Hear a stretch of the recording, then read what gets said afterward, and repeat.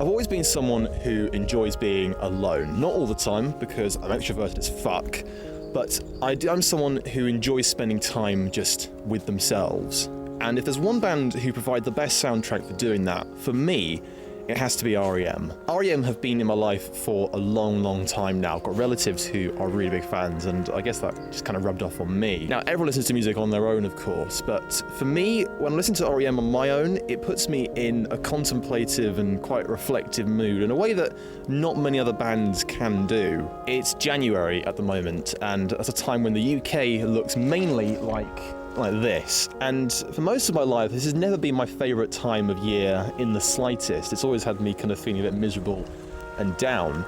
But recently in my life I've actually come to enjoy this time of year a lot more than I have done previously, especially in places like this where I can be on my own and where the music of Michael Stipe and co. really reflects the atmosphere and the weather a lot. Now, R.E.M. aren't a band that actually encourage solo listening as such. In fact, if you look at any of their live performances, you'll see just how much power they had to bring people together. But here's the thing, they always had an enigma about them. And there's something about that enigma that surrounds their personality and their lyrics, which for me is best experienced when it is just you and the band. R.E.M's discography is a bit of a weird one for me. Their albums can be quite off-kilter and take a lot of effort to really get into and understand. For me, I think it's better to consider their entire discography as one continuous work, rather than breaking it down into individual albums. Not that there's anything wrong with listening to their music album by album, of course. It's more that they always seem to be reaching for something higher than what was just around them, and the extent to which that they captured that, for me,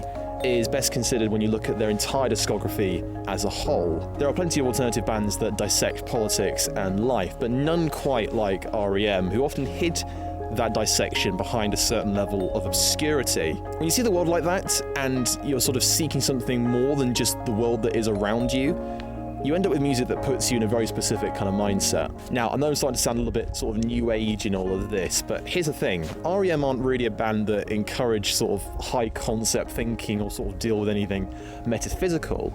And there's a very good reason for that. They ground all of their stuff in a certain level of reality. And specifically, they ground it in Americana.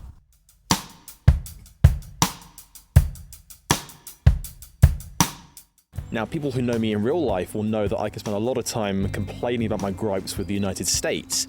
But there's a bit of an irony in all of that, because Americana is something that I've always had a real interest and an attraction to. Loosely defined, Americana is any kind of symbol, image, media, culture, even action that you can associate with an idea of America. And R.E.M. often make reference to this throughout their work, from their album covers to their lyrics, and even in terms of their musical styles, which in some cases took quite heavy influence from sort of hometown rock and even country.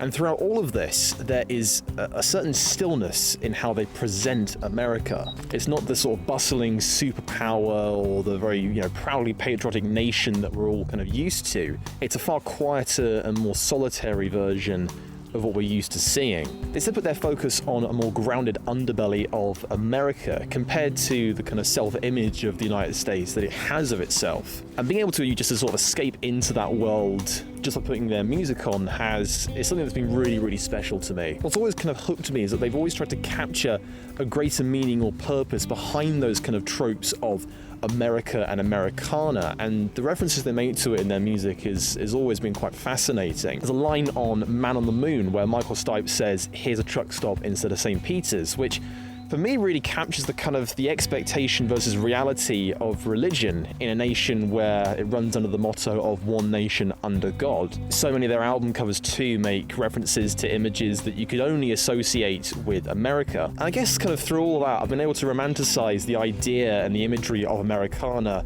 by listening to their music. It's never quite a positive image of America that they paint. There's always kind of an undertone of degradation.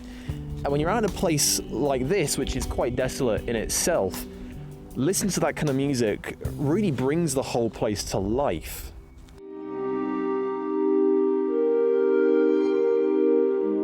Listening to R.E.M. alone works best because they're able to give life to things that can often seem quite miserable or dull, and to imagery that, certainly isn't the most positive in the world. And for me, I find that the best way to really take that in full is when it's just you and the band. The point to a lot of the music for me is that a greater purpose can be found within the culture and the media and the actions that we engage with every day. And perhaps the band's struggle to find that was really what makes them so engaging.